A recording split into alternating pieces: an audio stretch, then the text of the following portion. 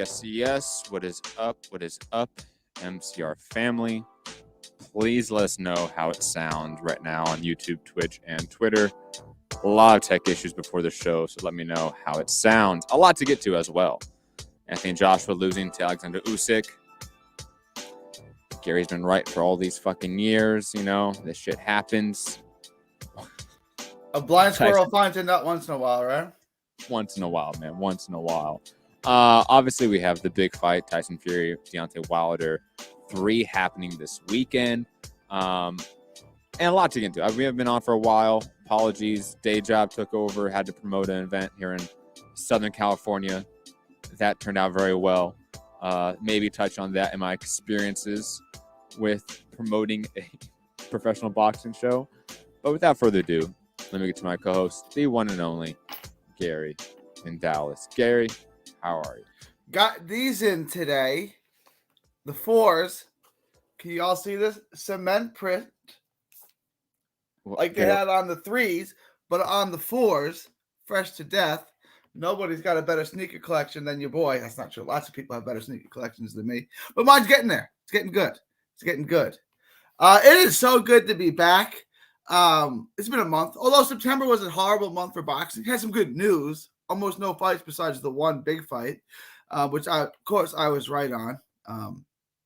Obviously I was correct. And it's good. I miss Rob, but it's good that he's not on this show because we can really get serious about AJ, right? Like I always felt like when I insulted, I don't dislike AJ. He's a good heavyweight. He's just not a great heavyweight. I felt like I was insulting his child or something. Like, all right, let me hold back a little bit. Like, I'm not going to tell you what I really think. But it's good to be back. And we got a new pair of 4s.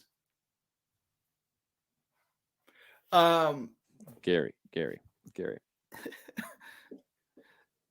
Why are you buying Jordans right now, Gary? What are you doing? What? Gary's closet is just basketball shorts and Jordans. That's probably 90%. I dress like a 4th grader on field day most days. And I mean by almost all days.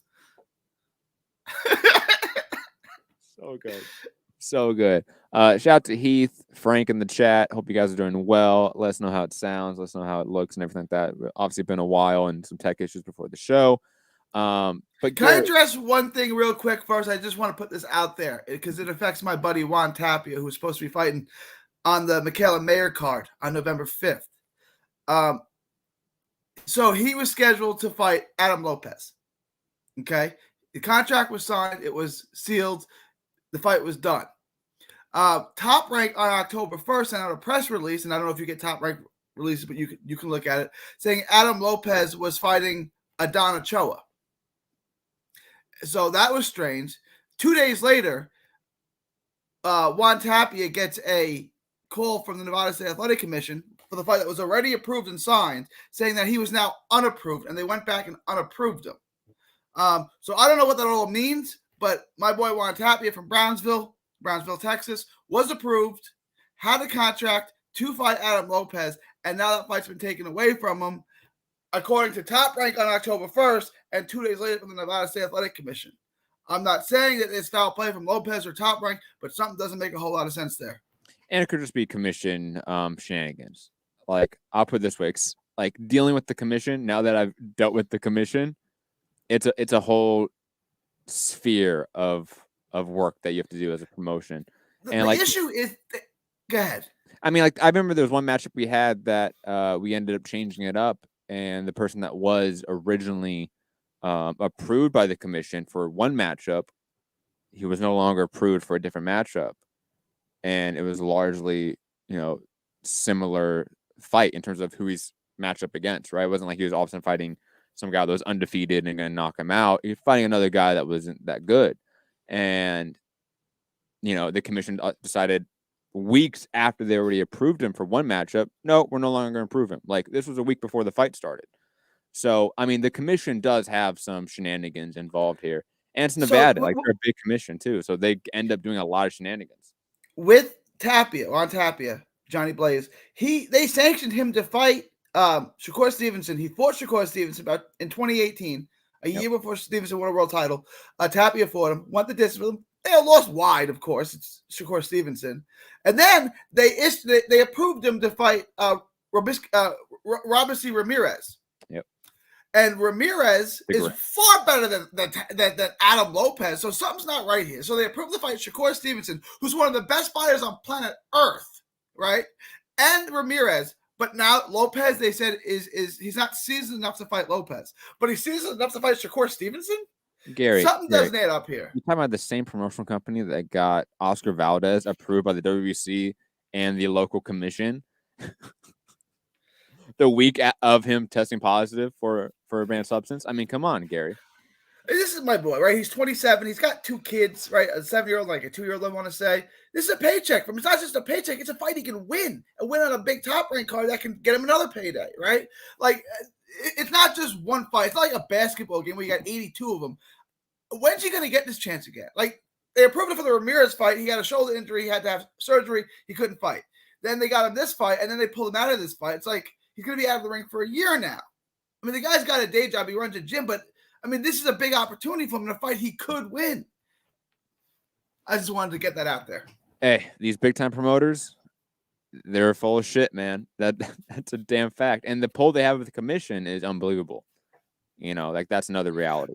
The arrogance of it is that they already announced on a press clipping 2 days before that he's fighting Adana Choa. Adana Choa is best known for getting beat on a top-ranked bubble card last summer by a kid named Eddie Vasquez, okay? Juan Tapia is better than a Choa. So why they can approve a Choa but not Tapia makes absolutely no sense. After they had approved the Tapia, contract signed, everything, they go back and say, well, we went back and looked at it. Why did you go back and look at it? Did you do that for all fights or just this one? Something didn't make sense there, and it's boxing. You find, the sport really is a disgusting. It's oh man, from every angle. Digressing though, Gary. I mean, what do you want to get into first? I mean, we have a ton of topics to get into, ton of fight announcements, fights that happen. Do you want to get into Joshua Usyk first, since that was a big fight that happened? Let's do the heavyweight picture first, and I'll let you, if you want to get into the Wilder fight first, or you want to do Usyk first. I prefer to do Usyk first, but it's agreed. Let's do Usyk first. I mean, he deserves it. Like, that's the reality here. He dominated this matchup. I mean, there's only 1 or 2 rounds, maybe 3 that you can give Joshua, and the round, I think it was like round 8 or something like that he really hurt Usyk, but wasn't able to follow up on it. But other than that, Usyk was on his toes, boxing perfectly, in and out. He put on a master class performance again. I mean, every time I seem to doubt Usyk when he has like a string of just like bland performances, I start doubting him. And then he puts on a virtuoso performance in the ring, whether it be with Gassiev at the end of the World Boxing Super Series, where he had a bunch of tough fights on the way to that. All of a sudden, boom, wins every round, dominates Gassiev, who looked like a beast. Whether it's this time now at his heavyweight run, where he kind of didn't look the same Usyk as the cruiserweight run when he was fighting Chaz Witherspoon or Derek Chisora. Look what he did here. I mean, it was absolutely amazing. Frank in the chat, I don't know what you're saying if you truly are not fucking with us, saying that Joshua got robbed, no cap. My boy AJ won that run. I don't see that. AJ won, really, huh? I don't see that at all. I think AJ maybe won 3 rounds, and I feel like that's being generous to some degree. This was Usyk's like magnum opus. Like, this was his crowning jewel of his career, probably. Like, even if he goes on and beats Tyson Fury, Wilder, I don't think it's going to mean as much as this performance. Like, this was him solidifying his spot in that heavyweight picture, and not only solidifying his spot in that picture, but saying, no, I might be the best guy here. And he probably is. I mean, Gary, you've been calling it for years. Just give the floor to you right now to rant and rave about how awesome Usyk looked and how right you were and how wrong I was. So, Gary, take it away. All right. So And again, I don't mean to insult AJ. AJ is a very good heavyweight. Okay, he's not a great heavyweight. Usyk and Matt said he didn't. Usyk did not look good at heavyweight, right? Or at least he did not look spectacular, right? Like he beat Chaz Witherspoon. I say throw that out. That doesn't really count. It's like when Alabama plays some school you never heard of week 1 of the college football season. Like, that don't count. Like just throw that out. Then he fought a real heavyweight. Not a top 5 heavyweight, a top 10 to 15 heavyweight, and he struggled. He did not look great, right? He looked better, far better against Joshua. So. You were right to question him, right? Like that wasn't foul play. The other thing I would say is I don't think it. When you're saying when he's looked kind of stale, I guess you were talking about the Marius Bradis fight, right? And you can like Michael Hunter matchup too. Like there was a couple fights there at cruiserweight where it was like, is he really the goods? The Bradis fight, I know Rob scored it for Bradis. I know a lot of people had it close. I thought the rounds were close, but I thought Usyk carried him. Like it wasn't close on my scorecard. Now I know the judges had it close, and some people even had Bradis winning. To me, it was like, okay, this is a good fight, and I think Bradis is the most underrated fighter in boxing, or on a very short list of underrated fighters. Like he's really good. I thought the performance was good given the level of opposition. I thought Bradis was a good fighter, and I thought Usyk was a little bit better in most of the rounds. Like I had it like 9-3, and that's why. Although I could see it closer, I just thought, the rounds are close, but Usyk's winning them. This fight, look, what is AJ? Right? AJ came in at 240. Wouldn't he want to maximize the size advantage? So here's my, and I was 100% confident up until the night before the fight. I was like, wow, Usyk's really in with a good heavyweight, right? And that's what I'm thinking the night before the fight. Then Breadman tweeted out 6'3", 220 is not a small heavyweight. At 6'3", 220, you can compete in the heavyweight division. And that made me feel a lot better, right? It's small. You're a smaller heavyweight, but you're not too small to compete, which was his point, right? At 6'3", 220, you're not too small to compete.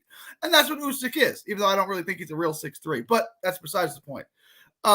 He was big enough where he can compete. He carried enough pop where AJ had to respect his power.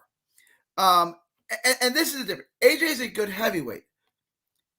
Usyk's a great fighter, okay? So as long as he is strong enough and big enough, which he was, he should win that fight 9 times out of 10. Again, he's not going to UD12 everyone. Eventually, he'll get knocked out. Now, what I will say is he's 34 already. Yeah. He may retire before that happens. But if he wanted to have a 5-year run, no, you're not going to UD12 everyone as a heavyweight. Eventually, you're going to get knocked out, right? You got to be able to stop people, right? Because would it shock you if Wilder iced Usyk? Not really. If Chisora iced him or Dillian White iced him, it could happen. And eventually it would happen. I'll put it this way. There's certain matchups at the very top, Wilder and AJ is who I'm thinking of, to be quite honest, to sort of zone in on them, where I think Usyk, from what I saw in that performance, will beat them 9 times out of 10, like you say. I agree, 9 times out of 10. But that look, like Wilder, yeah, he has that puncher's chance, of course, but he still can't adjust to lateral movement like AJ can't. You know what I mean? Like they still have similar faults in their style, in their technique that Usyk is gonna really exploit. Like both guys are straightforward, straight back fighters, Wilder and Joshua. But we know what Wilder is, right? Wilder is trying to set you up and snipe you with a right hand. That's it. Okay. What is Joshua? Is Joshua an inside fighter? Is he a boxer? Does he fight off the back foot? I don't know who he is anymore. And coming down lighter in weight, like the Anthony Joshua we saw against Ruiz is never gonna outbox Usyk ever, right? It's just he can outbox a slow fat Ruiz. He's not gonna outbox Usyk that way, right? No. Is he an inside fighter? Is he just trying to score that uppercut? Is he trying to get you inside and set up an uppercut and take your head off? What is Anthony Joshua, right? Like, I don't think he has an identity. You know what I'm saying?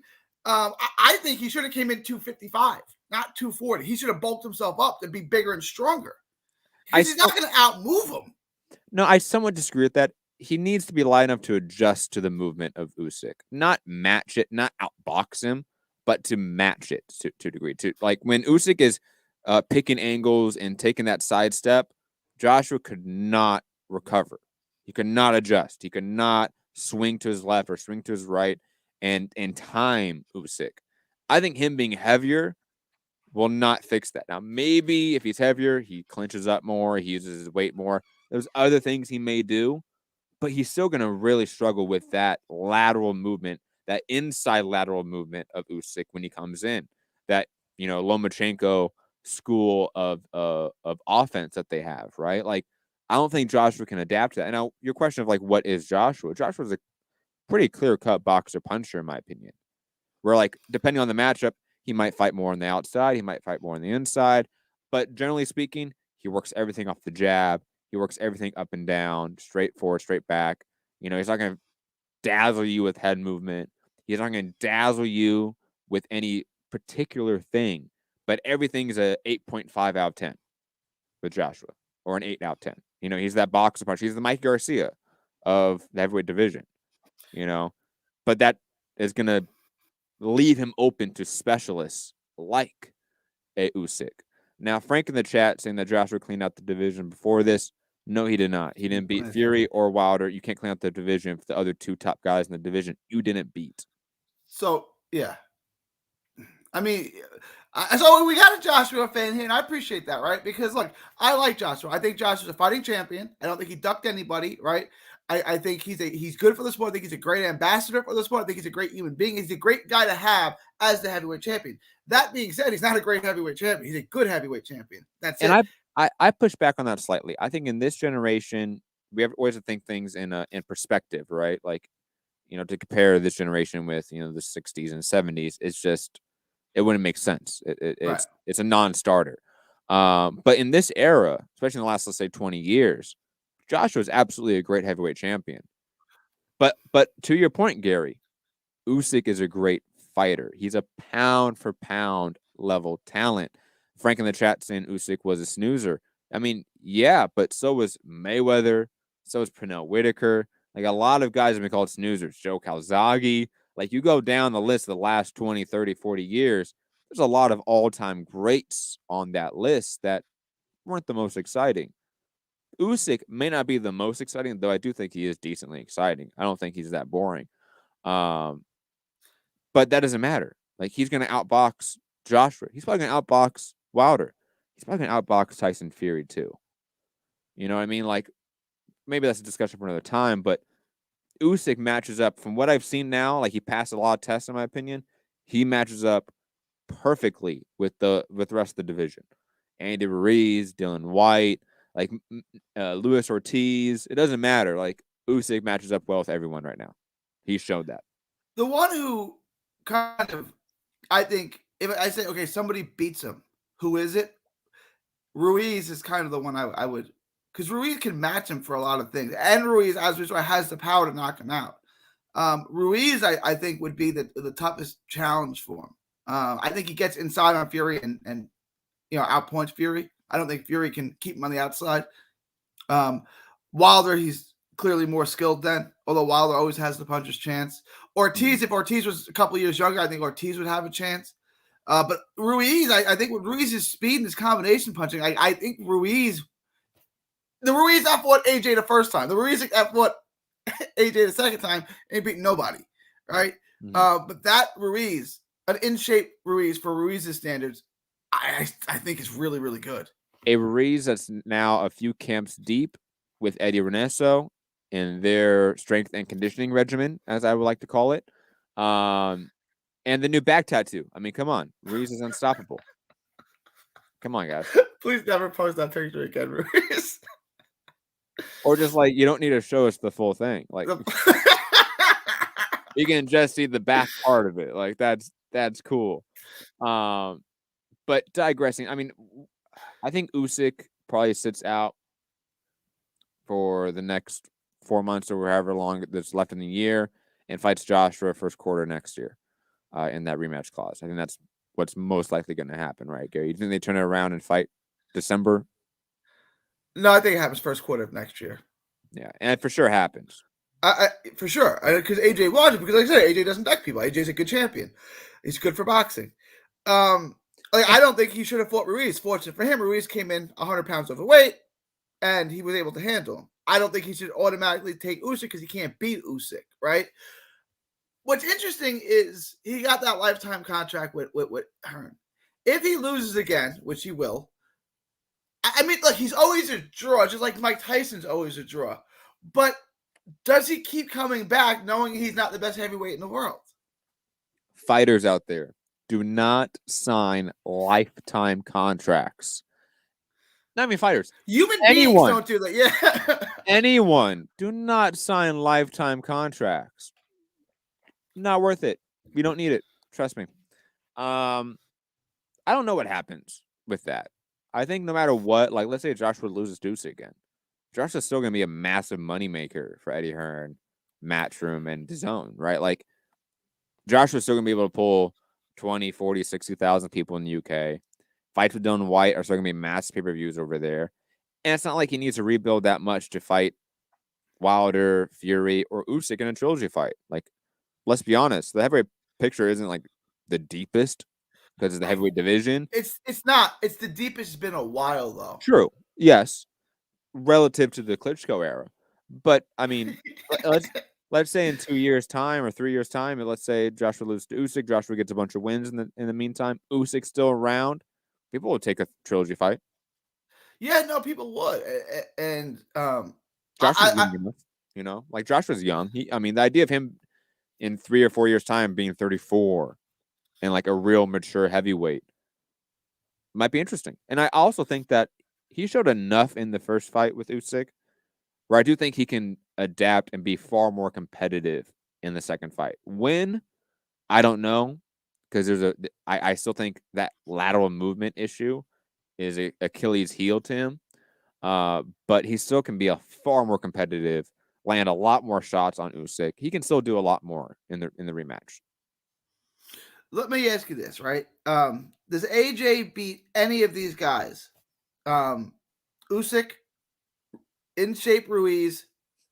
I feel like motivated Adrian Broner or motivated Zab Judah. Like, okay, In Shape Ruiz, Usyk, Ruiz, Fury, Wilder. Does he beat any of those guys? Yeah. I don't think so. Yeah, I think he can beat Wilder. I think he can beat Fury. I mean, again, Fury's a guy that like almost lost a fucking ton. It's true. It's true. It's true. He almost lost Tom Schwartz. That matters. Yeah, you're right. I'm not too confident in anyone in the heavyweight picture staying on there and having an undefeated run right now. Like, I think that time is kind of done. Like, they all had that run through the prospect stage, so to speak, right? The early champion stage where they got to fight a lot of B-sides, true B-sides. But now that's over. Like, now they're fighting just nothing but killers, and they're going to take L's. Like, Fury's going to take an L. Wilder's going to take an L. Like, these guys are going to take L's. So, like, the idea of, like, Joshua not being able to beat these guys, no, I don't see that at all. Do I pick him? That's a better question. Would you pick him to beat any of the? That's a better question. Would you pick him to beat any of those guys? I would pick him to beat Ruiz in a trilogy fight, even In Shape Ruiz, because like I don't even know if that's a real thing. You know what I mean? It might not be.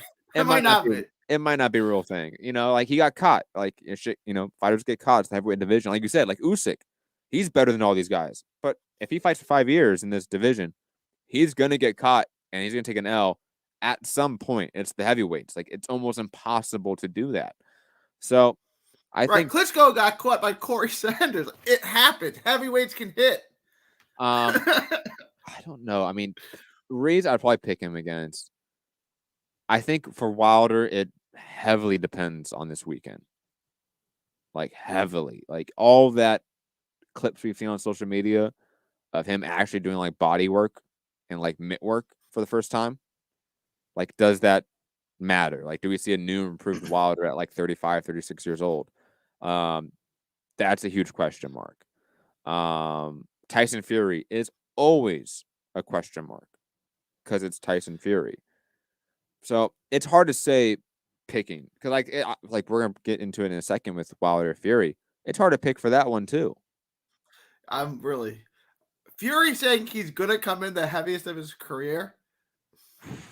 That's alarming to me because remember when he first came back against like the Romanian guy, whatever, he was fat. And he says, I'm going to come in heavier than that. He said he's going to be 270 plus. If he steps on the scale and looks like Buster Douglas against Holyfield, I'm going to pick Wilder. Do you want to get into that? Because I picked Fury the first 2 times, so I guess I'll stick with that. But if he shows up fat, he's going to lose. Like, I'm not confident. Like, it's betting on a crazy person. Like, I'm going to come in the heaviest of my career. When you fought Sefer Safari, you were fat in like 265. You're going to come in heavier? Like, am I supposed to think that's lean and you bulked up for a weight advantage? Or did you just come in fat? Like, I want to see what he looks like on the scale. If he looks fat on the scale, I'm changing my pick. He'll get knocked out. I don't think that matters as much. And follow me here, okay? If he's drinking it on blow again, it doesn't matter. It kind of does to me. Putting that aside here, I'm going to assume he's not drinking it on blow. Just for the sake of this argument, right? For the sake of analyzing this fight. Because I know there's that huge asterisk of like, he could be on blow again. Who knows? But like the first Wilder fight, he weighed 212. The second Wilder fight, he weighed 230. That's a 20-pound difference, right? Like, let's say he weighs 240 or 250. No. Wilder weighed 212 and 230. No. Yeah. Each of my prized haunted museum items has a story. What is that? The Haunted Museum. Every Plus streaming. Sorry about that. Then where the fuck is Fury's weight? Fury hasn't weighed 212 since middle school. Then where the fuck is Fury's weight? Hold on. Why would they do that? Because it's Foxtrot. They don't know what they're doing. They never do. Oh, okay, that makes more sense. But still a 20-pound swing, though. Yeah, they both had a 20-pound swing. Yes. 250, then 270 in the second fight. He's going to weigh more than that. There's no way he weighs more than that. I take everything Fury says with a grain of salt. He said that he's going to come in the heaviest of his career. I think regardless, Gary, the question I have on this fight is not directed to Tyson Fury. Because Tyson Fury arguably won the first fight. He dominated the second fight to TKO stoppage. Right? Like, history kind of shows that he should win the trilogy fight. But that's only because he had egg weights in his glove and his water was spiked. Facts. My biggest question in this fight about like how to analyze it, the thing that's holding me up is Wilder's adjustments. He's now had a year and a half. That's a lot of time. A new coach. What we have been able to see shows us that he went in the right direction. Can we argue that, Gary? Can we agree on that? Yeah. Now, does it actually matter? Will we be able to execute on fight night? Those are all questions we can only determine this Saturday. But there's a lot of signs that point in the right direction for Deontay Wilder. And look, you all know this here. I have a soft spot for the guy compared to Tyson Fury. I'm not a big fan of Fury. Never have been. Never will. Wilder, I like him. I'll be honest. I'm a fan of him. So there's that part of it where I have a bias going into this matchup. My head is telling me that Fury should win this one. That he largely outboxed Wilder except for 2 or 3 rounds in the first fight. He, again, dominated and beat the shit out of Deontay Wilder in the second fight. All signs from a material standpoint point to Tyson Fury winning. However, again, Wilder has shown that he's made all the right signs in the offseason. I'm going to pick Tyson Fury here hesitantly.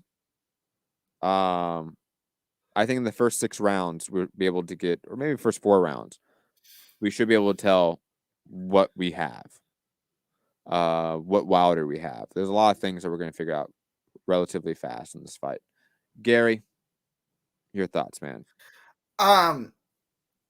Fury should win, but I think it depends a lot on Fury, like his headspace, where he's at, how did camp go? You know, like it matters, right? Like, because I don't think when he's all there, he's might be unbeatable in this heavyweight division. Like, he might even be able to beat Usyk, maybe. If he's not that motivated, if he's out drinking and doing blow, he's going to get knocked out. Because, look, Wilder it's still nothing to play with. You guys act like Wilder because he got dominated by Fury is now no good. Not Matt, but a lot of people, a lot of y'all out there act like he's some kind of bum because he got dominated by Fury. If you're not 100% sharp, you're going to get knocked out by Deontay Wilder, right? Like Wilder knocked out every single guy he fought until Fury. It's not that easy, right? Like it's not that easy just to knock everyone out, and he's able to do it. So he's got timing, he's got power, right? He's got late knockouts, so he carries his power late. He's nothing to play with, and that's why like I'm gonna pick Fury unless he looks like Andy Ruiz or Buster Douglas on the scale. Then I'm switching my pick. I think Fury can do much like he did. I think Wilder will be better than he was in the second fight, but I don't think it's gonna be enough, right? Like I still think Fury's better. Fury's going to be able to beat him up and stop him. I'll say around 9 or 10. I'll say 9. That's my official pick. But I'm going to text Matt if he looks 50 pounds overweight on the scale and change my pick. Because that tells me that he's now playing with Wilder. And you don't play with Wilder and beat him. Because, yes, Wilder's flawed, right? Obviously, Wilder's a flawed fighter. But his strength, like he said, you have to be perfect for 12 rounds. I have to be perfect for 2 seconds. It's kind of accurate.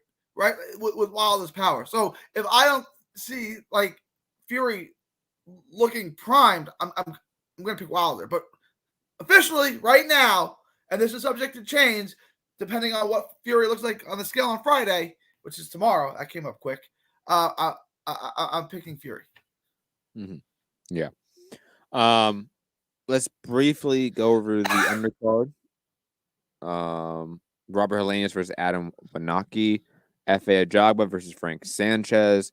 Robeisy Ramirez versus Orlando Ruiz. Edgar Berlanga, the monster, as they call him. I only say that because it pisses off Heath. Fighting some guy named Marcelo Esteban Corceras.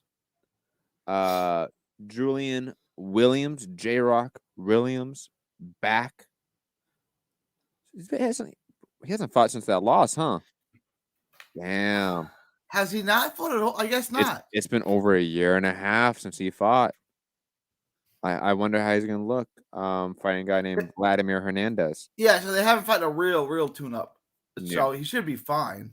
Yeah, Rances Bartholomew, everyone's favorite all-action fighter, fighting the dreaded TBA right now. Let's get hype. Let's get hype, guys. Jared Anderson versus Vladimir Tereshkin, 2 undefeated heavyweights. That should be a little fun fight. And a bunch of guys I don't know. Jam-packed card there. Okay, so just I knew we knew that name, Vladimir Hernandez. He lost to Madrimov. He lost to Soleimani, and then he beat Angulo back in last August. So I knew we knew that name. J-Rock should pick him apart. Hopefully. Madrimov beat him. Madrimov, who I don't think the world of. A good fighter, but I don't really think the world of Madrimov. Beat him in his pro debut. So Madrimov is trash. I think there's a happy medium. I don't think like some people love him, like Rob. Madrimov. Matt thinks he's... Hold on. I got the perfect comparison here. Madrimov is the Josh Kelly of the Uzbeks. Come on, guys. You know I nailed that. I nailed that metaphor. That was perfect. Anyways, digressing. Quickly, we didn't talk about the undercard of the Joshua Usyk fight. Lawrence Okole picked up a quick win against some guy named Dylan. Callum Smith picked up a brutal TKO win against Landon Castillo. Looked really good, to be quite honest. That's an impressive win because Castillo's a real, a decent opponent. He's a top 20-ish He's guy. Okay. Like he's okay. He did. I don't want to say well because he lost almost everyone, but he gave Bivol a fight, and he did not. Yeah, he got iced. Yeah, he went the full 12 with Bivol, blasted 2 rounds with Callum Put Smith. Hands on him for sure. Dog walked him, man. Campbell Hatton picked up a win, though I did not see this fight. From what everyone said, it was a robbery, and Campbell Hatton did not win this fight. Awful. Like worse than that. Worse than that one PBC main event? No, nothing's worse than that. Nothing's worse than that. This fight was at least competitive. It just looked like Hatton lost. Like Hatton did work. He just ate a lot more shots than he gave out.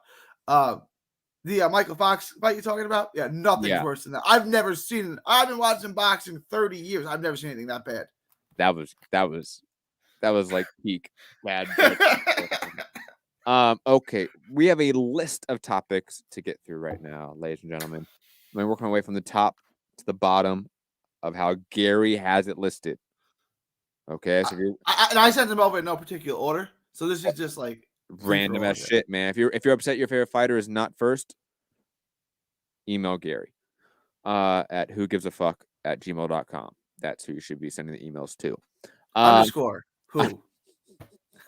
Who underscore. Yeah. So good. Let's start up at the topic that I personally kind of want to get into. And luckily, Gary, you put it at the top. So I'm happy you did. Okay. Teofimo Lopez, George Kambosos. The fight of the century, right? Everyone is so hyped for this one. Triller has lost this event due to a clusterfuck of information that, like, if I try to give you the play-by-play of what happened there, it's impossible. Yeah. The gist of it is that Kambosos played hardball and kind of won, I guess, but both purses are now significantly decreased. So I don't know if he really won.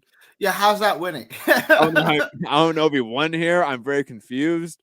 And Triller lost it, and now we have Eddie Hearn, who was the second highest bidder with Matchroom and DAZN, have now acquired the rights to Teofimo Lopez and George Kambosos. And an obvious one-off. They don't have the rights to their next fight. But Gary, I mean, where do you tackle this topic from? Like the breakdown with Triller, like what happened there? Eddie Hearn getting it, like what a come up with Eddie Hearn and DAZN. Like their schedule has been absolutely barren this year. It feels like they just got a big fight. You know, I feel like they needed it. I mean, Gary, how do you understand and contextualize this piece of news? All right, let me just give a real quick synopsis, right? So the fight was scheduled to happen, and Teofimo Lopez October like 4th or something like that. It was a Monday. Competing before that. Oh, man. Because remember, T.O. tested positive for COVID. It was supposed to happen back in July. True. T.O. tested positive for COVID. Okay, then they pushed it back. To what they said was September, which really became October.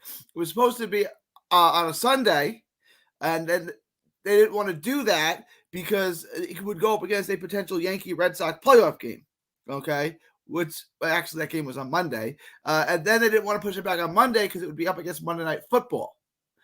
So then it got all types of delayed, and then they wanted to put it back, and then the IBF gave him a drop-dead date, and Kambosos wasn't willing to move it unless they pay him more money, which I love. And now that fight fell apart because obviously they couldn't get it done in time, and Kambosos wasn't willing to move it. So now it goes to the second highest bidder, and they need to split the purse. So, not the purse, the down payment was $1.2 million. So Triller is out $1.2 million. 75% of that goes to T.O., 25% of that goes to Kambosos, so I guess kind of add that onto the purse that they get from Matchroom, and that's what they're getting. So they're going to take less because that bid from Triller was so outrageous, but they are still getting a pretty decent payday considering they're still getting a couple of extra 100,000 on top of their purse. But that's where we are now. Again, and there's still no date or venue announced, which is the sticking point because Kambosos, I'm not fighting at Barclays. I'm not fighting at Madison Square Garden. And T.O. says, I'm not going to Australia. So the thing that really was the date and venue that stopped this fight from getting made still is outstanding. So as far as I'm concerned, yes, we have someone interested in putting on the fight, but we still don't have a fight because those two things were the sticking point from day one. Well, Gary, thank you for that quick synopsis there. I have two questions. One, do you think Kambosos' attempt at playing hardball, or successful attempt at playing hardball, however you want to look at it, was truly a success? Like, is the decrease in purse from the Triller bid to the Matchroom bid, even including the down payment that he gets 25% of, like, is he now losing money, and that attempt at playing hardball fucked him over significantly? and Teofimo Lopez as a result as well. Yes or no on that, and sort of your thoughts on that. And second question, he's gonna get less money.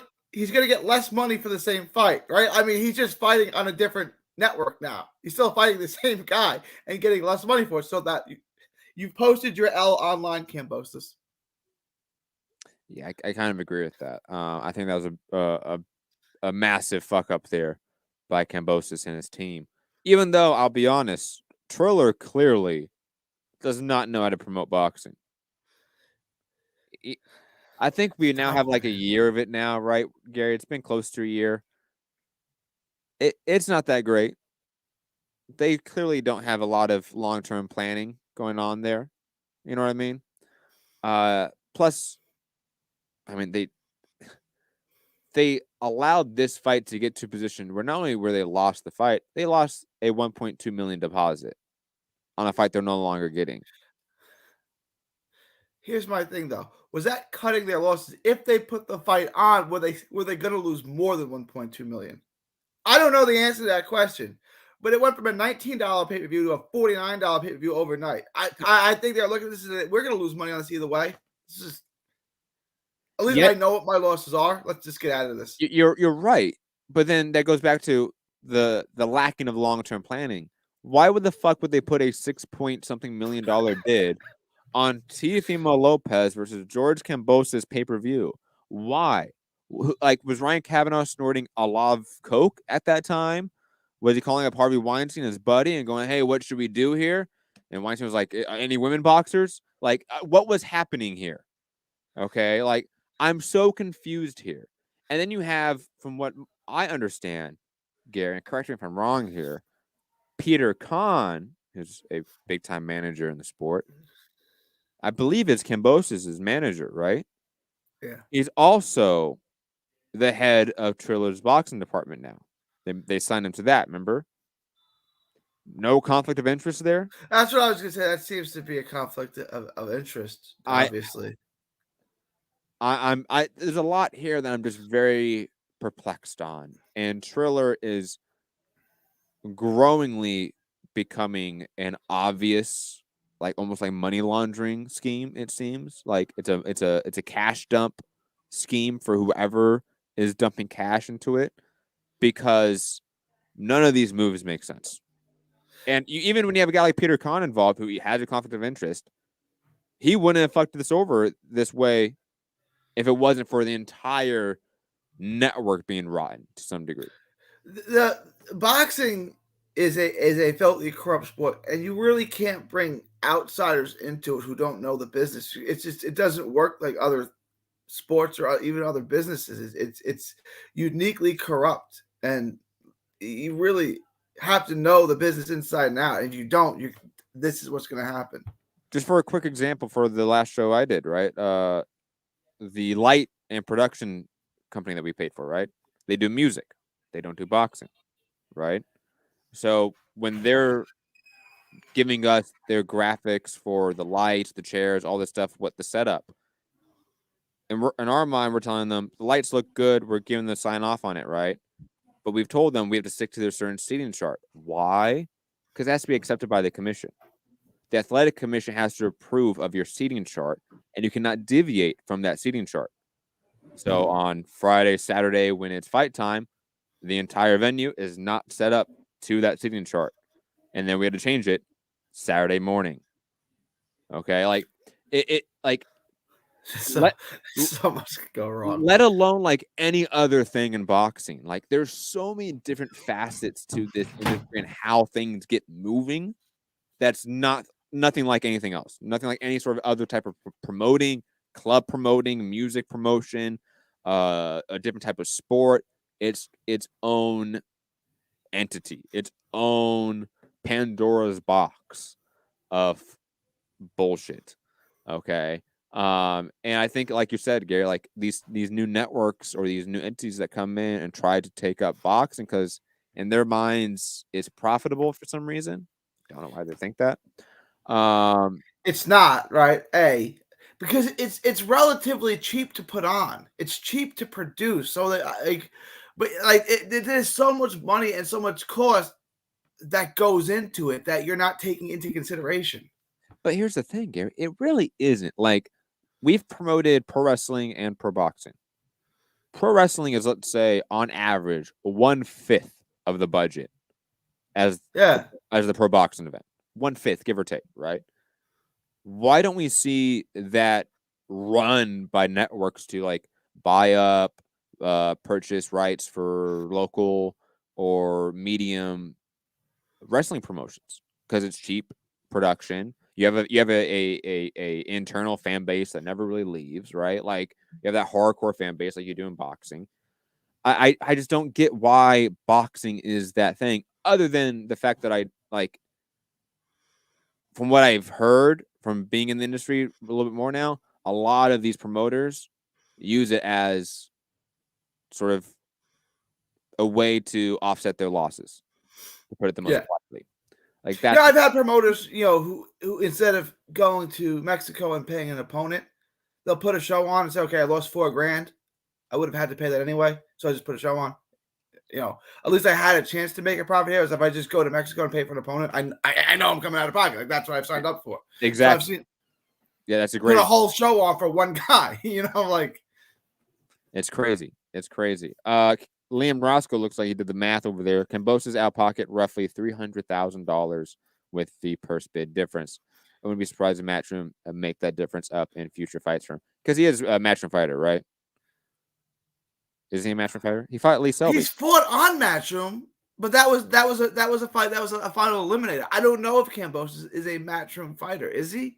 I want to say he is. I know he's fought on other entities. Like, I remember him fighting on like a Manny Pacquiao undercard back in the day. But I want to say he's a Matchroom fighter. Could be wrong. Who knows? Because George Cambosa, after he gets destroyed by Teofimo Lopez, we're never going to mention his name again. Yeah, I don't think he can make that up in the future with Matchroom. I don't think he really has that much of a future.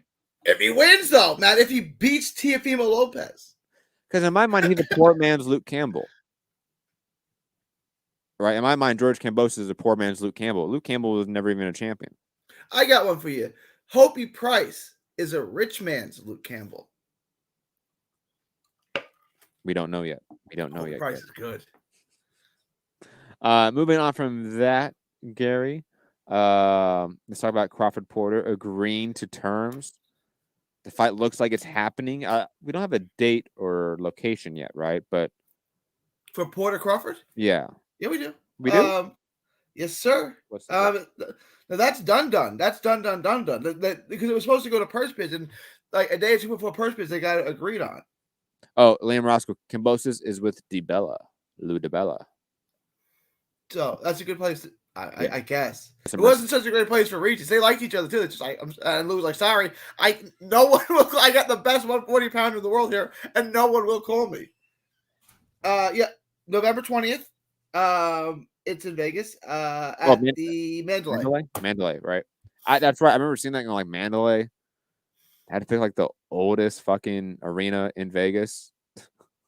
Like, it's a big fight. Like, you couldn't do T-Mobile. Like, make it feel a little bit bigger. No, Mandalay came with the cash. I guess so, man. I guess so. I mean, Gary, it's finally happening now. Are you like set in, Gary? Like, you think like nothing's gonna fuck up this event except for like COVID or like an act of God or something? Yeah, one guy's gonna get COVID, then the other's gonna get it, and then we're gonna have a hurricane. And then the purse bid drops to the neck. We're gonna have a hurricane in the desert in Las Vegas. That's gonna happen. Dan Edwards in chat saying Gary was right about Usyk, so maybe he's right about Hopi Price. You guys don't think Hopi Price is good? I humbly don't doubt Ukrainian Gary anymore. That's facts. Oh no, Hopi Price is a good prospect. He's a good prospect. I just don't know if he's the goods. It's hard to tell. But back to Crawford Porter. I'm happy it's finally happening. I mean, Porter, I'm probably leaning his way to win this, but that's largely just due to Crawford's stagnation. Like, it's not that Crawford has really gotten worse. It's just that he's been fighting subpar competition for so long that at some point, like, his iron is no longer sharpened. And Porter's is, because Porter's been fighting nothing but amazing fighters forever. So I think this is going to be a really, really rough matchup for Crawford. Not only from that, but from a style perspective, I think Porter has the worst style matchup for everyone in the division. I'm really excited for this, Gary. I'm curious about the pay-per-view and the buy rate, but we're going to find that out when it gets closer with the marketing. I mean, I think it'll do okay. 250. I mean, they'll do all right. Would it be earth-shattering for Crawford? No, it's a great fight. It's a great fight. Everyone I talk to thinks this is a great fight, right? And I'm getting people to pick Porter. Most people are saying Crawford, but I am getting some Porters, though, right? Most people, the majority of people are picking Crawford. Yeah. But I'm getting some Porters. I'm getting some people who think Porter's going to win. I think Porter's going to win this fight. I think the level of competition that Crawford fights is not, especially at 47, is not preparation to fight a guy like Porter. Porter was real close. He beat Danny. He was real close with Spence. I thought the knockdown was largely the difference in that fight. Beat current champion Ugas. He did beat Ugas, right? Ugas beat Pacquiao. That win looks really good in retrospect. Like Porter's right there. Like Clottey was right there. Like Clottey beat Zab Judah. Clottey lost a very controversial decision to Cotto, and then they paid him not to throw any punches against Manny Pacquiao. Fact. And then he disappeared forever, or He for died. 5 years. But he's that guy. Like he's right there. Like I think Porter is the Ike Quartet of his era. Like he's really good in a rough era. I think he gets this fight. I think Crawford is not sharp at this weight class. And I think Porter roughs him up and Porter gets a decision over him. But this is a great fight. It's not that Crawford's not sharp at this weight class. It's that he was sharp when he started in this weight class. Yeah. And then he started fighting continually bad competition, and he's got used to it. Fighting bad competition once a year. Yeah. I mean, I was hoping that Virgil Ortiz got his opportunity because I think Ortiz would beat him, but I think it's going to be, Porter got the shot, so Porter's the one that's going to beat him. Yeah, you need to talk to your boy, man. He needs to get a PR person with him. He's on Twitter saying, I'm not a bad guy. Someone said he wouldn't sign an autograph or something. He's a bad guy. Like, I'm not a bad dude. Virgil, don't bother with that. Why are you posting about this, Virgil? Just Virgil, you got more important. You got bigger fish to fry than someone who says you're not a nice person. And don't. I know Virgil personally. He's a good dude. And don't get on Twitch with random boxing fans that are racist, Virgil. Don't do it. It's not. I didn't see this. What do you? Well, that guy Jack Alter, he's like overt racist. Like he's dropped N-bombs and stuff like this on streams. Like he's not. He was one of those Triple G fans back in the day. Okay. Like those hardcore, like neo-Nazi dudes. Like we love these Eastern European fighters. Like that was Jack Alter, man. Virgil, again, get a PR person with you. You're with Golden Boy. They should have somebody on staff and retainer. So do that, man. Not that hard. Canelo versus Plant officially moved to Showtime pay-per-view, not Fox pay-per-view, which I think it was originally negotiated at back when it was supposed to be in September. I really have no big thoughts on like the network shift, to be honest. I mean, I like Showtime's broadcast better, so I'm gonna enjoy the broadcast a lot more probably. But in terms of buy rate, I don't think it's going to affect it that much. I think it's Canelo. It's Canelo. I think Canelo back on Showtime. It's again Showtime and Showtime Boxing, which always I think has some sort of cultural resonance. Same with like HBO Boxing. Like Showtime Boxing did have some cultural resonance for a long time. I think this is a big fight, so it's going to do 600,000, 700,000 plus pay-per-view buys, in my opinion. I'm excited for it. Like I mean, I don't think we did a show since it was like officially announced again. But my thoughts haven't changed. I mean, Canelo should wash the floor with Plant, especially after what we saw at the press conference. Like, no. My boy bloodied up Gary's boy with one shot, one slap, he scratched him. One Stockton slap at a presser had fucking Caleb Plant's eyes swollen, wearing sunglasses, indoors. Like, we know how it is. We know how it is with Caleb Plant. We know how it is with Canelo. So, like, I don't know how Caleb Plant became my boy, other than I think he's really good. Like, Caleb Plant was rude to me when he fought on a Jamel Charlo undercard years ago in The Houston. funny part is, like, we're both like big believers of Caleb Plant too. Like, yeah. we're like, he's fighting Canelo now, Gary. I'm sorry. Like, it is what it is. Right.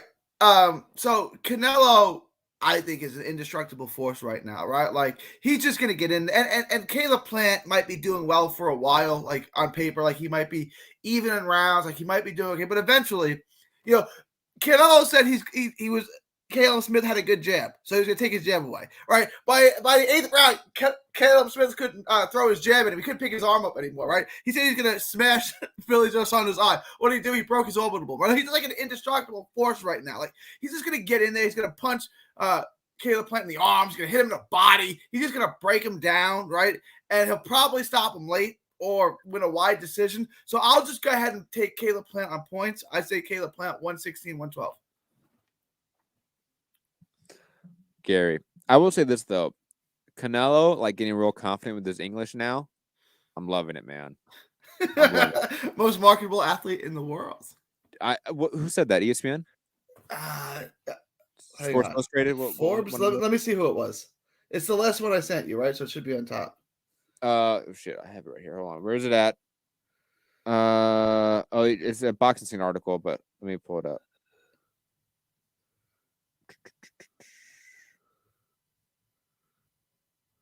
God damn, Gary. I have to click all these links. Who said it? Sports Pro, a London-based media company. No, that doesn't matter. It's still something interesting to discuss. Of course, Canelo's marketable, though. He's a good-looking Hispanic dude that's now getting bilingual. He's, like, on the top of the boxing world. That's always been big for, like, big sponsors. And, like, yeah. What's the right way to phrase it? Like, old school sponsors. Like, Mayweather had, like, major watches sponsor him. You know what I mean? Like, there's, like, the different class, so to speak. I don't like to use that word. I'm kidding. I love to use that word. Different class of sponsors that, like, go after a Canelo or a Mayweather or Pacquiao before he went on his gay rant. Like, I'm not surprised by that at all. Like, Canelo's been marketable for a long time. And he's been doing a lot of commercials for a long time, too. He's been doing the Hennessy commercials forever. The fucking commercials he did with Sylvester Stallone were amazing, right? I thought those were classic. Yeah. Especially now in retrospect with the whole, beef and steroid banned substance issue. Really just got solidified in legacy. Yeah, I mean, I'm surprised Canelo's the most marketable athlete. Well, most marketable means he's more marketable than Brady, more marketable than it's international. So LeBron James, right? He's more marketable than those guys. Although no one, LeBron James obviously has a massive fan base. He also has a ton of people who hate him. A ton. Canelo really does. I mean, look, there are Canelo haters, right? But not like LeBron, where half the world says he's the most overrated player ever and roots for his downfall every time he steps on the court. Canelo doesn't have that, right? He doesn't have the, I'm not like a LeBron hater. I'm not really a LeBron fan either. You know what I'm saying? Like, I get why people don't like him because he whines and complains all the time. I get why people don't like LeBron. Canelo doesn't have that, right? Like, Canelo just fights everybody. Hey, you horrible fighter. You horrible. Don't be jealous because your Texas team suck. I don't like the Mavs, bro. I hate the Mavs. Growing up, I just didn't like any NBA team. I just hated the Mavs. And Luka is taking that playbook. Luka, right, is a 6'7" linebacker looking guy who's freakishly athletic. Like, if there's anyone who could be the next LeBron, is Luka. He's a crybaby too. Right? Is he taking that out of LeBron's playbook too? Like, no one really gives Luka crap for being a crybaby because he's white.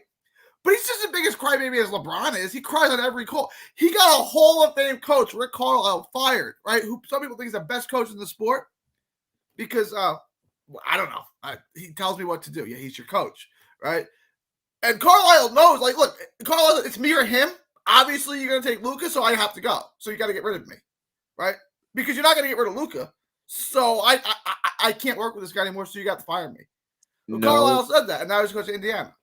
No teammate coach relationship were ever top, and I hated this team in its heyday.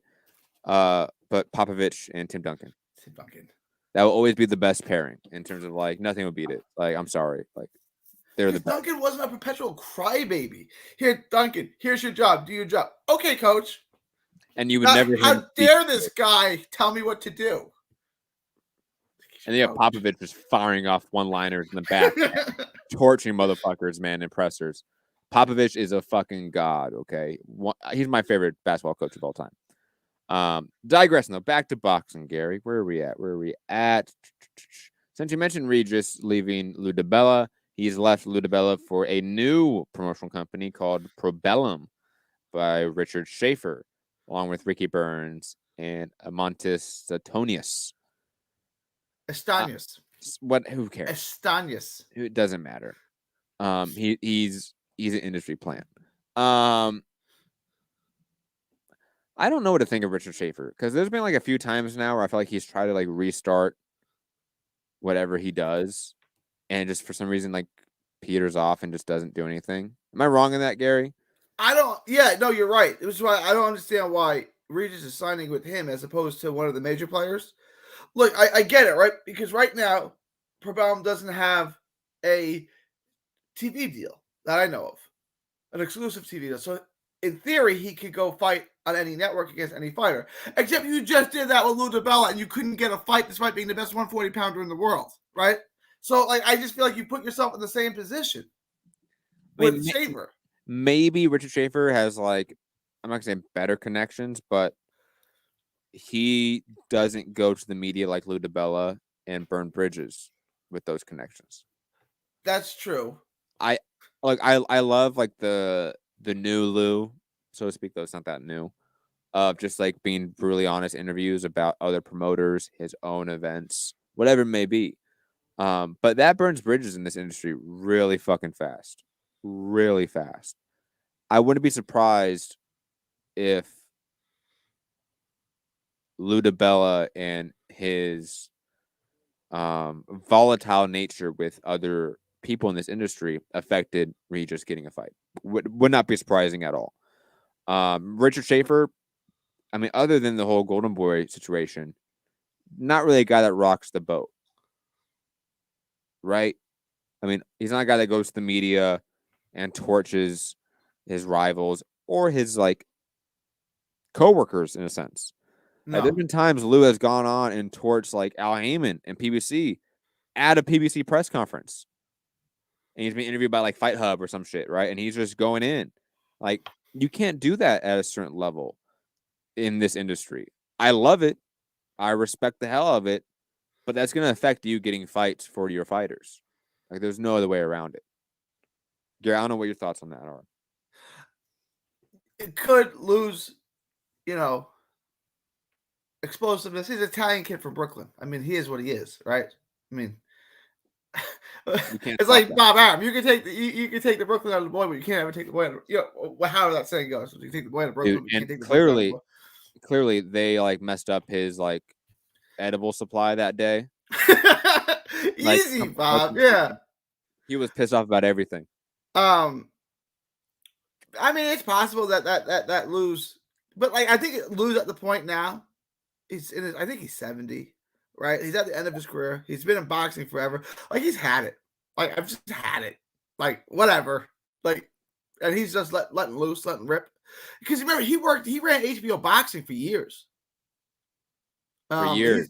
He's been in this disgusting business for decades. So it does something to you. One event has done something to me, Gary. I can say that safely, okay? Let alone 20, 30, 40 years like someone like Lou. You ever like meet a girl who's like worked at a strip club and you just see like how disgusting like every guy that walks in is, right? Like you start to not like guys anymore, right? Because that's all you've seen is like these guys that go in to see these strip clubs, right? Like, yeah, right? Like that's how boxing is. Like all you see is like the lowest form of people, right? It's like I've had enough of this business. It's so true, so accurate. Moving on, Mikey Garcia returning. I know we're all excited for his return. He's fighting somebody that we all want him to fight, Sandor Martin. It's the fight that I was hoping for, actually. Clamoring for, actually. I was. Gary. And I said, if we could do this anywhere, let's do it in Fresno. The perfect place. I mean, we had a 2-day PBC card in Bakersfield, which I wanted to go to because Omar fought on it. I couldn't figure out how to get there. So it's like, I guess I'm not going. How do you get to? I mean, I can't drive. So there's one flight to Bakersfield, which was a day, which was filled because I guess it was a 2-seater, and they had to fly all the fighters in there, right? So the plane was filled. So like, where else would I fly to get in here? Nowhere really. Do you want to fly? Like, why are we putting a fight in Bakersfield? And then now we're going to Fresno. I went to Fresno as a kid to play a baseball tournament, and it was like, well, oil field, if I remember right. Yeah, it's more built up now, but yeah, oil field town. Why? Why are we putting fights there? Like, Mikey Garcia sells well in Texas. He's fought Texas a million times. Let's put him in Texas. Why are we putting him in Fresno, or LA? Like just down the road from where he lives. Like, so you can do that, right? I don't get this. Fresno, California. Why? And it's not even like Jose Ramirez is going to be on the card, and like you have like that hometown Central California thing, yeah. You don't have Mikey is not from the Valley like that. He is not from Central Valley. He's not from Fresno like that. Like I don't get it. Plus, it's not a big market at all. It's not even a secondary market in California, right, Gary? Like no, it's the butt of jokes like Fresno. I mean, like, Bakersfield might be the butt of jokes, and then Fresno's like a half notch over that, guys. Like that's the comparison. But my boy Bam Rodriguez, Josh Franco's little brother, 108-pounder, is fighting for a world title on that card. So everyone tune in, support Bam. Like Sacramento is a much bigger city than Fresno. Like I don't get it. Yeah, like, I don't get Fresno at all. Like, or the matchup. Like I know he's probably coming off a layoff and everything. Like everyone is apparently still. You can't get him a name, even like an old faded veteran name that we like, no. Sandor Martin.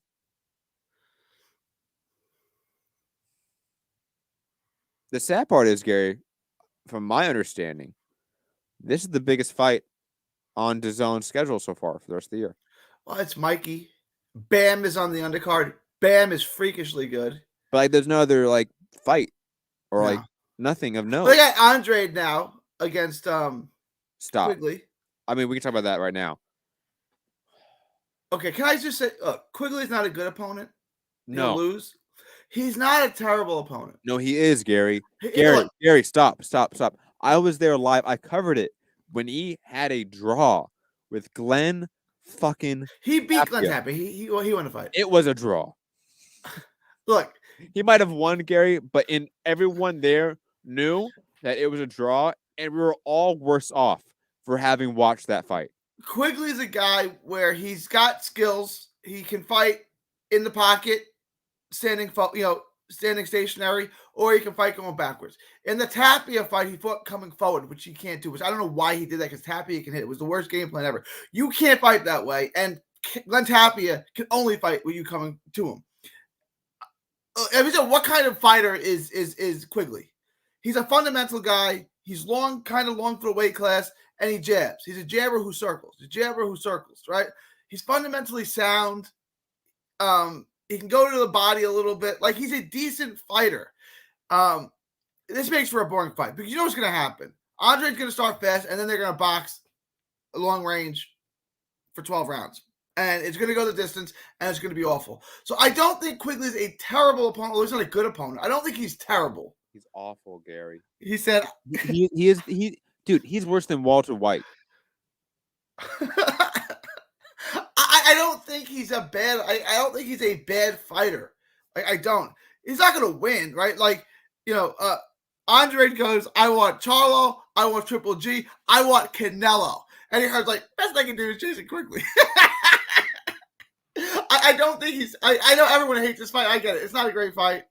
I don't think Quigley, he's got to win over Shane Mosley Jr. He's got to win over Glenn Tapia. He's got a loss to Torreno Johnson. He's not terrible. Like, he's high level basic. He's fundamentally sound. He jabs well. He's just really slow. Doesn't he look really slow? Like, there may be a major speed difference, which is like weird to watch with the eye, right? Like, because one guy's so fast and one guy's really slow. Gary, what the fuck is this shit, man? What is this? Look at this record, Gary. What are we watching? Is this? Look at all the UDs too. Why does he have decisions with these guys? And you know, you're right, Gary. You're 100% right. Andrade's going to start fast like he always does. He might even drop Quigley in the first 3 rounds. And then what's he going to do? Take his foot off the gas and coast for the decision. Right. And Quigley's not a guy who's going to bring the fight to him. Quigley's going to sit back and just be the slower man with the slower jab and lose a battle with jab. Round it, around it, around it, around it, around it, around. And you could basically leave. And they're doing it in New Hampshire, which is a great place to put boxing. I didn't know they had this is tied for his worst fight in 4 years. 5 years. I mean, it's Quigley and Luke Keeler. Like, those are his 2 worst fights in this 5-year span. Right? Yes, by far. I mean, even Walter. I'll fucking take Walter White any day of the week, man. What's he up to? Has he done anything since then? No. Oh, he lost to Islam, who's another good guy. Not bad. Top 15-ish guy. But Jesus Christ, man. Like, what is this? Andrade is the most wasted talent, and I'm using talent very loosely here. I would. He's a talent. I mean, you might not think his resume is ridiculous, but he's a talent. But how can you be talented when you drop everyone in the first 3 rounds and then take off for the next 9? That's an issue of motivation, I guess. I don't know why he does what he does. He did that. He didn't drop him, but the Motor Rosa fight where he won his world title, he gave away the second half of the fight. It's almost like, I think he won enough rounds. He started doing math in his head, but he gave away the last 5. Did he win all of the first 7? Okay, I guess he wins. I guess he wins. Right? Like, he's always done that. I know. That Andrade Quigley fight is the worst fight of the year. It's the most disgusting fight of the year. When I saw it on the timeline, I laughed out loud. He's not a terrible opponent. He's not a terrible fighter. No. I laughed out loud. And I showed my girlfriend, who's a major boxing fan in the boxing industry. I showed her, and she laughed out loud as well and said exactly what we said. Andrade's going to hurt him and then coast for the decision. Like, everyone that watches boxing can predict an Andrade fight now. And they're awful fights against awful fighters. Like, how does he get to a Liam Williams, who's a somewhat all right fight and all right opponent, though it's still not good, still not acceptable, and then take 10 more back steps? How does he do that? Yeah, going back from Liam Williams, it's not a great look.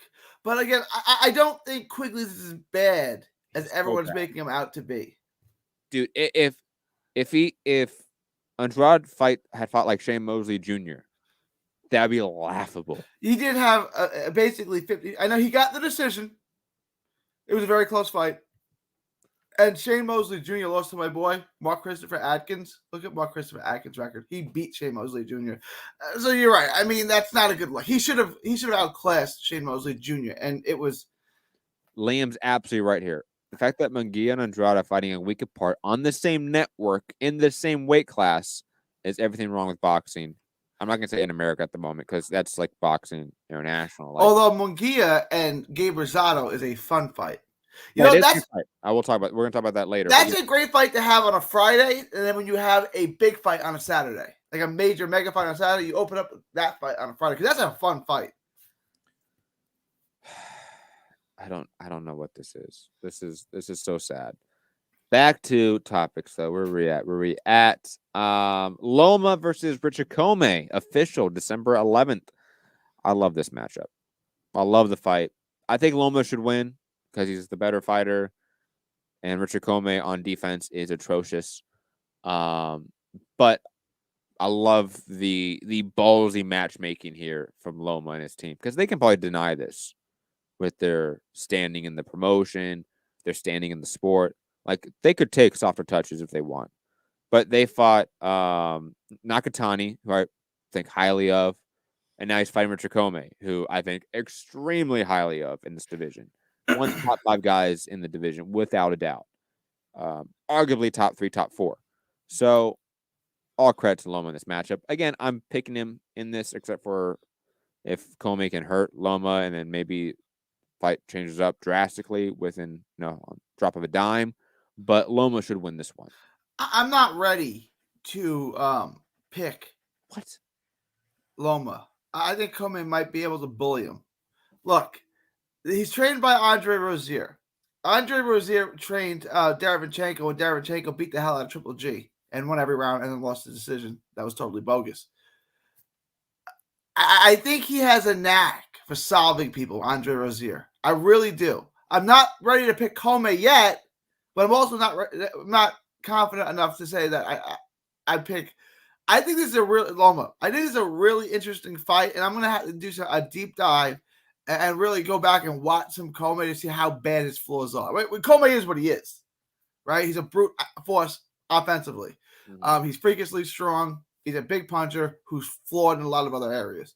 But I like Rozier's ability to game plan on the fly. I'm not ready to not like. Comey is a very live dog. I'm going to leave it at that at the moment. He's absolutely a live dog, but the Derevyanchenko Triple G comparison is completely apples and oranges. Sure, because one guy's Triple G who comes at you and the other's Lomachenko. I understand. What I'm saying is it's the mind of Rozier to kind of solve the puzzle. But if one puzzle is drastically easier to solve than the other. If one puzzle is like, a puzzle you can do a 3-year-old with 6 pieces, and the other is like the one where you have to like do like the whole Mount Everest, like with the little pieces this big. Right. No, I get it. It's not the same. I get it. And I don't know. I think Comey's defensive flaws are just too drastic here. Like I'll put it this way. Similar to the Nakatani fight, you will be surprised by how much Loma beats up Comey. And like pushes him around and bullies him. Like I remember being surprised by that with the Nakatani matchup. Yeah. Like it wasn't Loma outboxing him and like figuring him out. Like no, Loma like went at Nakatani and beat him the fuck up. Do I lose my Ukrainian card for saying I can't pick Loma quite yet? Yes. Yeah, I do, right? I'm no longer Ukrainian. Yeah, but you hate Loma, so it's okay. I don't like Loma. Totally fine. Ryan Hong in the chat saying, "Where have you guys been?" I apologize. I had a local boxing event I was the general manager of that happened this last weekend. So day job was very busy, guys. Apologies about that. But it happened. It went well. Fight should be uploaded this week. We recorded it and everything. So that's nice. Good 1,300 people there and some good fights. So that was good. It's crazy, right? Because if I go to a fight here in Dallas, you get maybe 500-600. Oh, wow. If you go to, which is not terrible. No, it's not. I've been at cards with 250-300 fights, but typically you get 500-600 fights. You go to San Antonio. I went to a Morona's boxing promotion in San Antonio, 3,500. Now you don't have all 3,500 in at once because like the early fights, some people leave, but there was 3,500 paid people in. Yeah, so boxing in San Antonio, they love it. Location matters. And this one was not in LA, so I'm happy to do one in LA next. That'd be nice because the whole commute, staying in a hotel, all that shit. Plus, it's not like our market. Like it's Ventura County. Like it's different county, different city, different audience completely. Like when we having fighters from LA, their fans don't want to buy tickets to drive an hour and a half, 2 hours to a fight. You know what I mean? So it'd be nice to do an LA event next. Hopefully we do, 2,000-3,000. That'd be nice. And the main event doesn't fall off due to a car crash. That would be nice too, Gary. That'd be nice. Oh, and fighters not stealing $15,000 worth of tickets. But that's that's the killer right there. Yeah. Beside the point, you know who you are out there. Anyways, let's quickly just run through these topics if we can, Gary. Because I do have to run out of here, unfortunately. My kid needs something. Shout out to fatherhood. Top Rank winning the Better Beef Marcus Brown purse bid. Koze Tanaka returning December 11th versus Sho Ishida. I'm excited for Tanaka's return. At 118 though. Yeah, but they do that. You know how they do that. That's just now like he's a 112 who moved up to 115, lost at 115, now going to 118. I don't know, maybe come back. Okay, all right. That's a heck of a. That's not a tune-up. He'll win because Tanaka's really good. That's not a tune-up fight though. No, Shoshida is not a tune-up name, but he's old enough and faded enough now where it is a tune-up. You know what I mean? Like if this was 4 years ago, it'd be different. The Valdez Canseco controversy. I mean, Gary, I know we touched on it before the whole prelude to that fight. Oscar Valdez popping for a stimulant. The WBC, who through the clean boxing program, and Vada caught him, allowed him to fight. The reservation that they were fighting on allowed him to fight. The promotion and network allowed the fight to go on. And then obviously the scorecard itself was awful. Like Valdez looked like shit. Probably lost that fight on a I thought he was. I mean, look, I've seen close scorecards. Either way, it's fine. I thought the scorecards were bad. I thought the right guy won, but I could see it going the other way. But just a clusterfuck all around. Like a real personification of all the things wrong in boxing was that event. Billy Joe Saunders says he might not fight again, but maybe one more for the fans. Billy, the fans are good. See, this is what I mean. This is what Canelo does to you, right? Billy Joe said he was just entering his prime. That you haven't seen the best of Billy Joe. He gets in the ring with Canelo and then goes, I don't really need to fight anymore. I'm done. This is what Canelo does to people. That's why I picked Caleb Plant to win by, I'll say majority decision. Manny Pacquiao retired, though I think that retire is a big asterisk on it. He's running for president. He's not going to win. Is he not going to win? No. I mean, again, I work with a Filipino promoter, so like I get the inside track. Okay. Filipino news and insight. No. It's all about who's backing you in those elections. Like what high-ranking family? There's like 2 or 3 families in politics. It's one of those situations, right? And from what I've been told from the Filipinos I know, Manny Pacquiao used to be with Duarte and like that whole conglomerate, and he pissed them off. He said, no, fuck you guys. Went with another family, and that's a heavy sign that he's going to lose the election. But even if he loses, this is the trip, right? It's like what we used to do back in the United States like 200 years ago. Whoever loses the presidential election is the VP. So you're running against the other party. So is it really only 2 candidates? Okay. It's him against Duarte's daughter, pretty much. All right. I mean, so whoever wins is the president. Whoever loses, VP. But I could see Manny bowing out of VP status and going back to boxing. Like that's likely in my mind. Like he still needs money. It's Manny Pacquiao. Triple G versus Ryoto Murata for almost New Year's Eve in Japan. Fun fight. Hopefully Murata wins, just so I can say haha to Triple G fans. Tank Davis announced that he's fighting Rolly Romero on a pay-per-view. But only he announced it. Only he. I mean, everyone's run with it, but no one besides him has announced it. And he said it's not real. And it's on a Sunday, which makes no sense. A Sunday during the NFL season, which really makes no sense. So, again, he's announced it on pay-per-view on a Sunday during football season, NFL season. He's fucking with Rolly. Yeah, and look, if that's on pay-per-view, don't buy it. Tank is gonna Rolly him. That is not a fight worth $75. Don't buy that fight. Ryan Garcia, Joseph Diaz ordered by the WBC for the interim fight. That fight is worth $75 before Tank Davis versus Rolly, because Tank Rollies him. Rolly Romero is going to fight Tank Davis. That's one-way traffic. It is. Ryan Garcia versus JoJo. Look. JoJo's not the biggest name in the world. That's a really good fight. That's a 50-50 fight. That's a really good fight. I hope that happens. Agreed. Munguia versus Gabe Rosado, which we mentioned earlier. Fun fight. Love the fight. I'm picking Gabe Rosado. Me too. Dude, if unless it goes to the decision, then it will be Munguia by travesty. Then it would be Munguia, parentheses, Oscar De La Hoya payment by UD. That's what it would be. We all know that. And also, last piece of news, and then we're going to head out of here. The new Hall of Fame ballot has been released. The only people that should be voted for is Ivan Calderon, and that's it. But honestly speaking, Roy Jones and James Toney as well. That would be my 3. So you can pick 5. You don't have to pick 5. You can pick none if you wanted to. I think it's a good ballot. I think there's lots of good names. I counted about 13 guys who I think should get in. Miguel Cotto's on the list. He needs to be in. Maybe not this year, but he needs to be in at some point. Hatton's on it.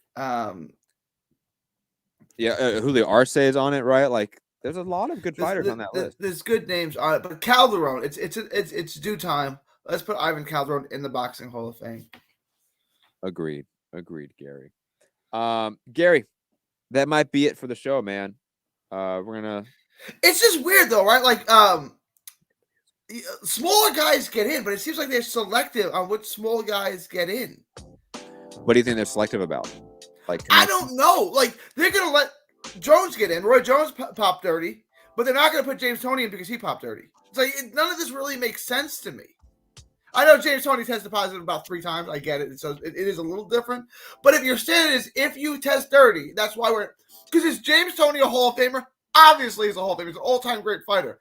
But they like Roy Jones. They don't like James Toney. So they put Roy in. It's like, do they like the person? You know, my boy, Orlando Canizales from Laredo, Texas. They got it on the first ballot. He's a 115-pounder, right? Ivan Calderon dominated the small weight class at around the same time, a little bit later, but he's never getting in. It's like, look, Orlando Canizales deserves to be in the Hall of Fame, for sure. But so does Calderon. Yeah. Because, like Roman Gonzalez, whenever it's his time, he's going to absolutely get it. Are they going to make Estrada wait for 5,000 years? I don't know. Harungsvi 1,000 years. Yeah. The guy that beat him twice. Like, it's going to be shit like that. Come on, Gary. We know how this shit is. Boxing politics all day. But without further ado, we're going to head out of here. It's good to be back, guys. Sorry for the long delay. Hopefully, we'll be back next week. I want to do a Trending Now General Strike podcast show as well. Just need to find the time for it. Even though fight's over, still working, still getting stuff done. This is a little bit of a relaxed week, but I don't feel like I'm relaxing at all still. So I'll be back when we can. I'll try to keep you guys posted on our YouTube community page on when we come back. Find me, Matt Hunter, MCR, all social media platforms. Hit the like button, share the show, subscribe, all of that fun stuff. Patreon.com/Trending Now Network. And remember, at all times, fuck the police and free Palestine. Gary, final thoughts. Find me all from social media, 3D Boxing, 3D Boxing Blog. Also, please like and subscribe to my other channel, Texas Boxing Scene. There's also a website that goes with that now, TexasBoxingScene.com. Get all your latest Texas boxing news and rumors and updates. And all proceeds go to autism research and recovery. So it's near and dear to our hearts. It is October 7th, and you can put Ivan Calderon in the Boxing Hall of Fame now because the ballot's out. So put Ivan Calderon in the Boxing Hall of Fame. Also, make Texas a country again, and that's coming. That's coming sooner rather than later. That's coming. From Texas to the world, thank you, and God bless. Peace.